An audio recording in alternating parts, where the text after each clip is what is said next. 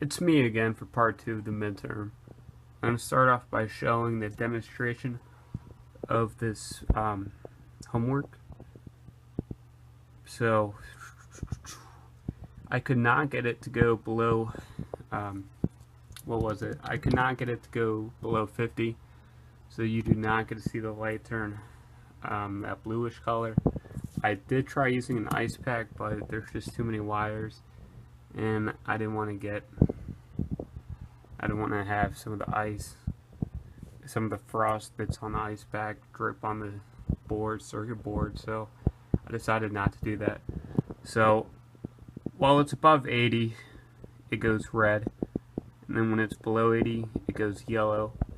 It's kind of tough to tell when you turn off the light. It kind of looks like green, but that's a yellow. And then the other part was press this push button and screen goes off.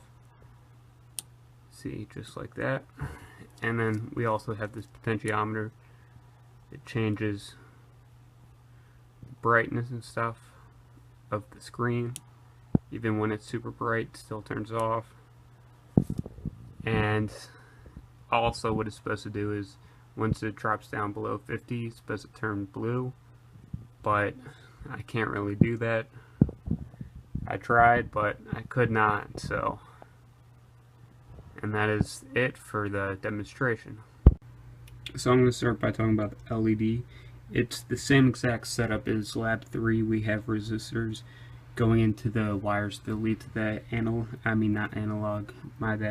the digital pin. It's the PWM digital pin that these wires are leading to, and then we have 330 ohm resistors going to the LED, and then on the flat side we have the ground on the second leg. It's this yellow one, second leg of that on the flat side. Okay, so I just took out the LED lights so there's more space to show you this stuff. So next I'm going to talk about this push button.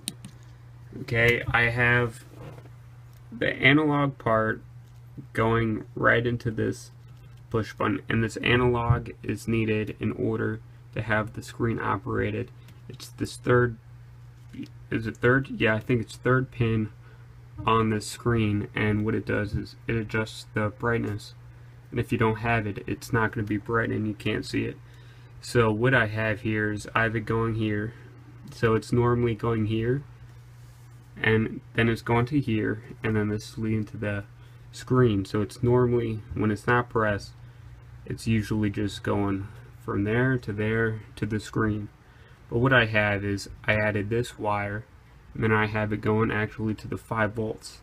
So when it's pressed, the 5 volts kind of messes everything up, and the circuit gets doesn't get completed. So the screen does not show anything.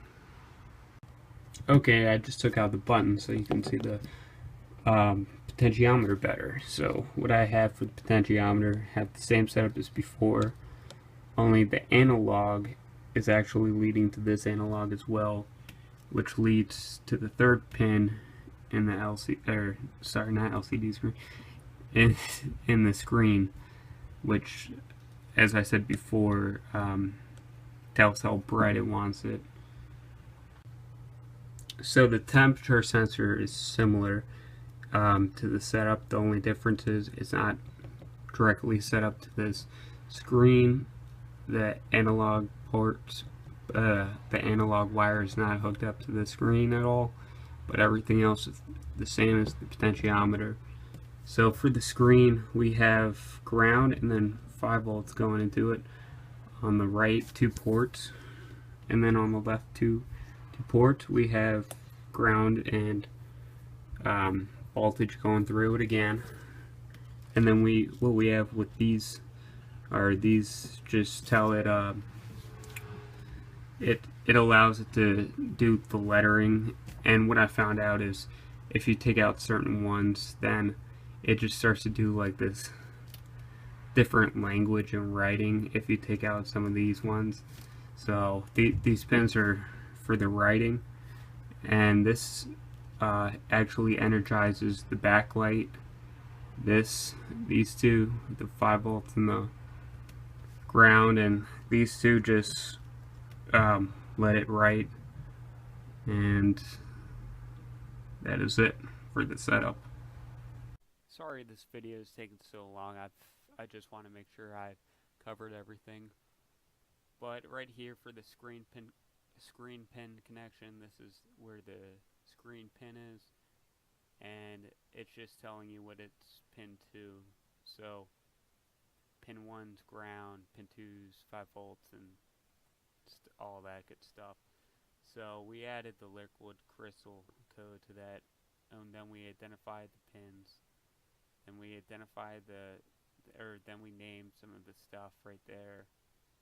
That's all naming. And then we began the screen right there. And then we have outputs, doing the outputs and input pull-ups. And then for this we have, we're reading the digital value for the push button. And we're doing the analog read for the temperature, so we know what the temperature is, and then we use these equations to find Fahrenheit, and then we have that appear every second on the screen.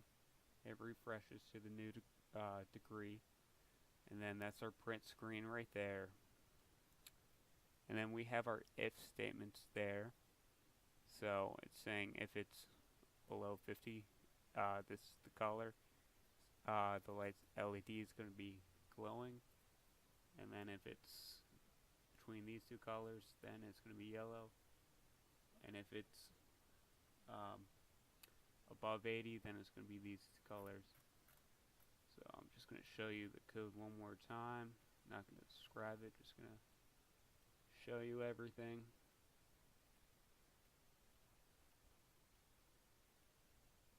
And we added the not there because of the pull-up, input pull-up, and that is it.